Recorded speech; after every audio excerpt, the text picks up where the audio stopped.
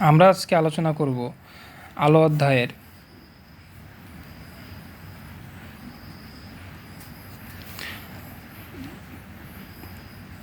একটা গুরুত্বপূর্ণ টপিক, সেটা হচ্ছে আলোর কোয়ান্টাম তত্ত্ব।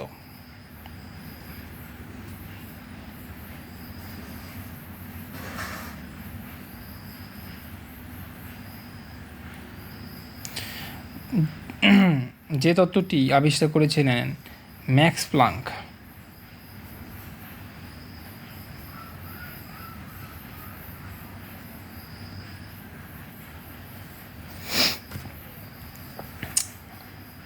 Quantum theory of light, max Planck.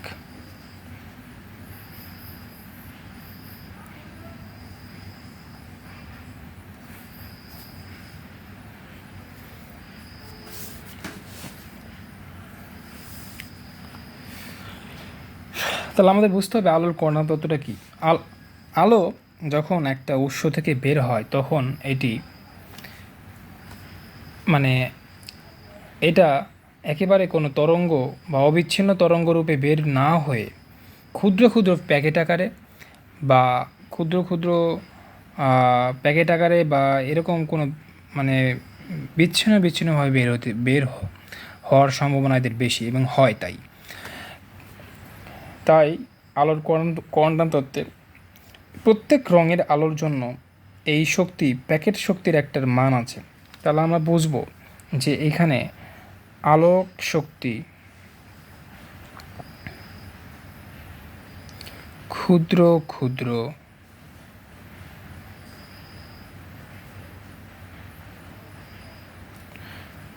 Packet আকারে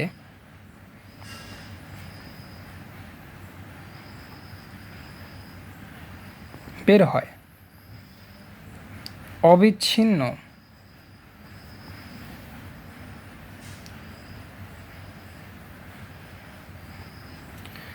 তরঙ্গ রূপে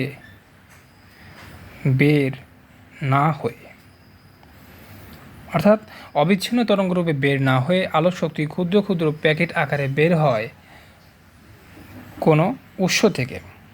অবশ্যই আলো একটা উৎস থেকেই নির্গত হবে।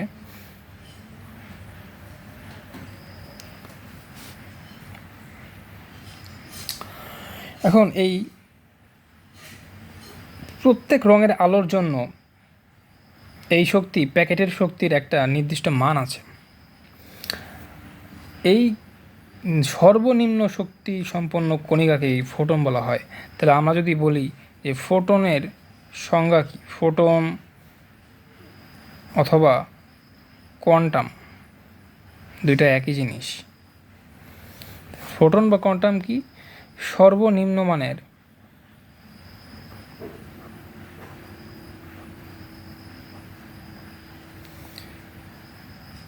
শক্তি সম্পন্ন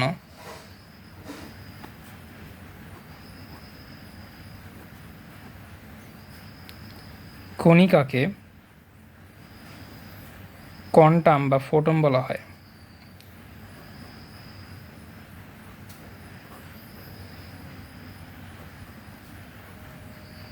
সর্বনিম্নমানের শক্তিসম্পন্ন কণিকাকে কোয়ান্টাম বা ফোটন বলা হয়।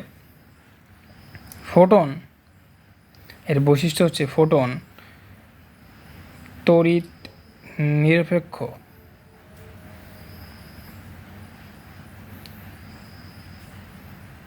এবং ভরবিহীন। এটা কণা এবং তরঙ্গ উভয় ধর্মই প্রদর্শন করতে পারে। কণা এবং তরঙ্গ উভয় ধর্মই প্রদর্শন করতে পারে। ফোটনের একটা শক্তি আছে। ফোটনের শক্তি ইকুয়াল টু প্লাঙ্ক ধ্রুবক ইন্টু আলোর কম্পাঙ্ক। অর্থাৎ বিজ্ঞানী প্লাঙ্ক এর একটা ধ্রুবক আছে যেটাকে প্লাঙ্ক ধ্রুবক বলা হয়, তিনি আবিষ্কার করছেন, গুণন কিসের কম্পাঙ্ক? আলোর কম্পাঙ্ক।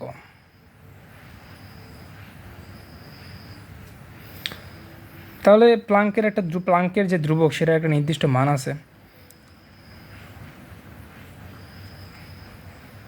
প্লাঙ্ক ধ্রুবক সমান 6.65 গুণন 10⁻⁻27 আর্ক, একক হচ্ছে আর্ক সেকেন্ড।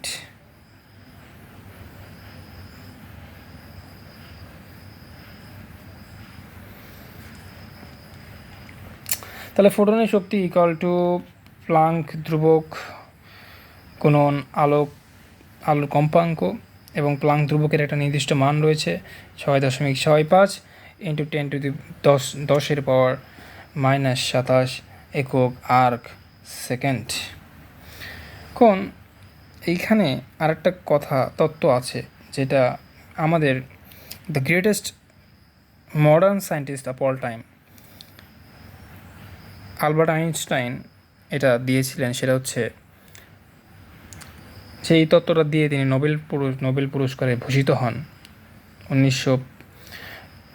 যেটাকে 1905 সালে বিজ্ঞানী আইনস্টাইন কোয়ান্টাম তত্ত্বের সাহায্যে তিনি ফটোতড়িৎকে ব্যাখ্যা করেন। 1905 সালে বিজ্ঞানী আইনস্টাইন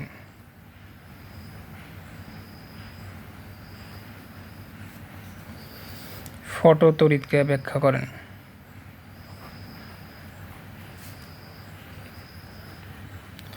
ফটোতড়িৎ ক্রিয়ার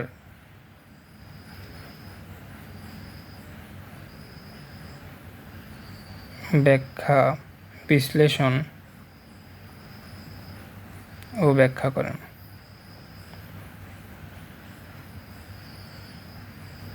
কোয়ান্টাম তত্ত্বের সাহায্যে।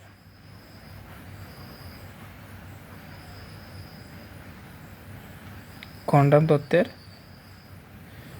সাহায্যে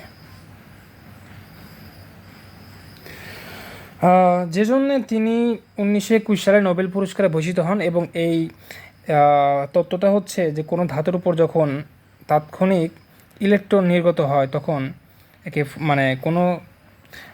কোনো ধাতুর উপর একটা ধাতু, এই ধাতুর উপরে যদি কোনো আলো এসে পড়ে তাহলে এখান থেকে কী হবে? ইলেকট্রন নির্গত হবে মাইনাস চার্জ। তাহলে কোনো ধাতুর উপরে আলো এসে পড়লে তৎক্ষণাৎ এখান থেকে ইলেকট্রন নির্গত হবে। এই যে একটা প্রক্রিয়া, একে বলা হয় ফটোতড়িৎ প্রক্রিয়া, যেটা আলবার্ট আইনস্টাইন তার কোয়ান্টাম তত্ত্ব সাহায্যে এটা ব্যাখ্যা করেন এবং তিনি 1921 সালে এই জন্যে নোবেল পুরস্কারে ভূষিত হন। আশা করি সবার এই লেকচারটা খুব ভালো লেগেছে। ধন্যবাদ। পরবর্তী ভিডিও দেখার জন্যে অনুরোধ রইল।